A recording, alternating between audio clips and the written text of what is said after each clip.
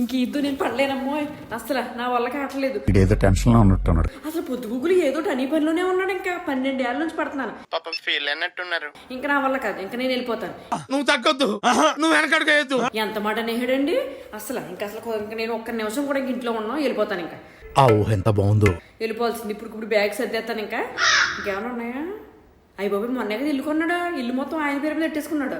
ఎలాగైనా సరే నా సగం మూట నాకు ఇచ్చేయమంటారు, లేకపోతే లాయర్ని ఇట్టని సరే గొడవాడేస్తాను. పెద్ద ప్లానింగే. అబ్బే మళ్ళీ షేర్ మార్కెట్ లో కూడా బాగా పెట్టేశాడు. అది ఆల్రెడీ లాసులోనే ఎడుతుంది అనుకో, అయినా సరే తర్వాత పెరిగిపోతేనో. ఓ ప్లానింగ్, ఓ పద్ధతి. నా సగం నాకు ఇప్పించేసుకుంటాను, ఎలాగైనా సరే ఇప్పించేసుకుంటాను. అది ఇంకా తర్వాత మరి పిల్లలు ఆయన్ని ఉంచేసుకోమంటారులే. ఇప్పుడు దాకా నేనే చూసుకున్నాను కదా ఎలాగని. Super women.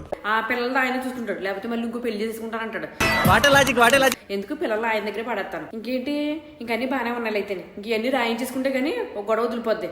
బాగా పగడ్బందీగా ప్లాన్ చేసావు. ఇంకా అసలు నేను ఒక్క నిమిషం కూడా ఉండలేను బాబోయ్, పడలేకపోతున్నాను. అమ్మోయ్ కూల్ రాకి. ఏం బంగారం చాలా సాడ్ గా కూర్చున్నావు? వచ్చిండా సైంటిస్ట్? Extremely sorry. ఇందాక కొంచెం ఆఫీస్లో టెన్షన్ ఎక్కువైపోయి నీ మీద అనవసరంగా అరిచేసా. సారీ బంగారం. అయ్యో ఇలాంటివన్నీ మనసులో పెట్టుకుంటావా నువ్వు? నేను ఎప్పుడే మర్చిపోతానండి. మొగుడు పిల్లల తర్వాత ఇవన్నీ ఉండవా ఏంటి? ఏమండో ఇది విన్నారా? మీరు మరీను అలాంటివి మనసులో పెట్టుకోకండి. హ్యాపీగా ఉండాలి మనం. ఇవాళ నైట్ డిన్నర్కి వెళ్దామా మంచిగానే? పిల్లలు మనం అందరం కలిసి మంచిగా డిన్నర్కి వెళ్దాం. అటు నుంచి అటు సినిమాకి కూడా వెళ్ళొద్దాం. ఓకే? ఏంటో పిచ్చి అయినా అన్ని మనసులో పెట్టేసుకుంటాడు పాపం. వెళ్ళండి. మీరు కూడా ఇంతేనా? మొగుడు ఏమన్నా అనగానే ఎక్కలేని బాధ వచ్చేస్తుంది. అలా వచ్చి సారీ చెప్పగానే అంతా పోతుంది.